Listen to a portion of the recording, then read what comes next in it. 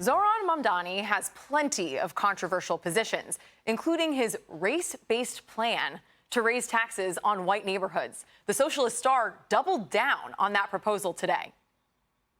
Explain why you are bringing race into your tax proposal. That is just a description of what we see right now. It's not driven by race. It's more of an assessment of what neighborhoods are being undertaxed versus overtaxed. We've seen time and again that this is a property tax system that is inequitable. So no plans to change that language on your website? The focus here is to actually ensure a fair property tax system, and that the use of that language is just an assessment of the neighborhood. All right. Mamdani's agenda could ruin America's biggest city, but Democrats have already anointed him as their socialist savior. He outworked, he out-communicated, and he out-organized the opposition, and that's clearly why he was successful. You need to have a compelling vision that you actually believe in. He genuinely cares, and if you don't genuinely care, people can easily see through that. When you're talking about de-rigging the economy every single day, when you're presenting big, bold ideas on how to do that, you're going to do pretty well in elections, and so Democrats should learn from his victory. But President Trump is now warning what could happen to the Big Apple if Mamdani wins the election. I think it's very bad for New York. I don't know that he's going to get in. It's inconceivable that but he's a communist, and he's a pure communist. I think he admits it, but I can't imagine it. But let's say this. If he does get in, I'm going to be president, and he's going to have to do the right thing, or they're not getting any money. He's a radical left lunatic. Democrats are having an identity crisis right now. The only thing they can agree on is hating Trump. This is the identity crisis that they have. I think it's just a collection of people that don't like Trump right now. It feels like they're way too poll tested. While an article in Vox warns the entire Democrat base is ready to revolt. Todd, I want to come to you first so that we can hit on the white neighborhood tax plan. There's so many things to discuss, but even just I want to start from a legal perspective. How does that even work? Can it work? Yeah, I don't even need to do the policy. I will just do the legal. No, it doesn't. Day one of constitutional law, you learn that no law can be racially discriminatory, especially on its face. Now, this individual, Zohran Mamdani, had a couple of hours, couple of days to take it down off of his website so that lawyers who want to fight him on this won't be able to point to the fact and be like, hey, you had an admission against interest. But no, with Kristen Walker right there, he doubled down and says, no, I'm keeping it on the website.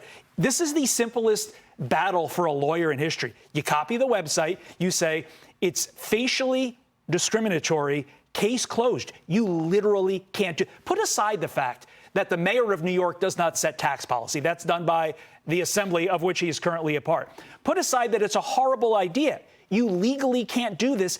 And it's concerning to me that he doesn't have a lawyer on his staff telling him that he can't. But you know what he does have?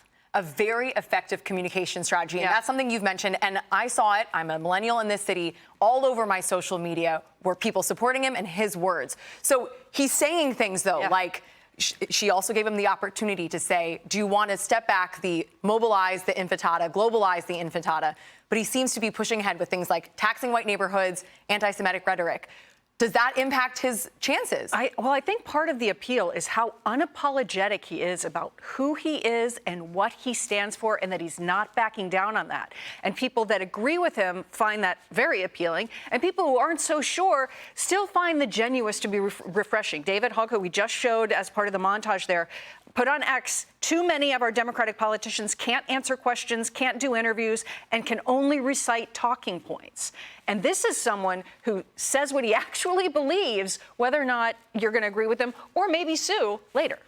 And what does this mean for the future of the Democratic Party if this is their golden socialist boy, David? Unfortunately for New York City, and I'll say it this way, if you elect a socialist, you get a communist.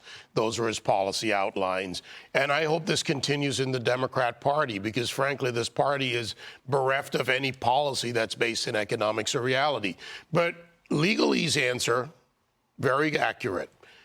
When you look at the playbook of what socialists do and use, whether you want to look at an Alinskyite approach or others, these are strategies. You use race, you use economic warfare. So class warfare and, frankly, ethnicity, because there's only one race. It's human, Procreation is proof. It works. The fact is they are effective with this. They sell envy. The genuine nature that Molly talks about does come across, but the understanding and the context behind it doesn't exist. And they repeat the message because his goal is not whether he can do it. Well, as an assemblyman, he could put a bill on the, in committee right now to do that.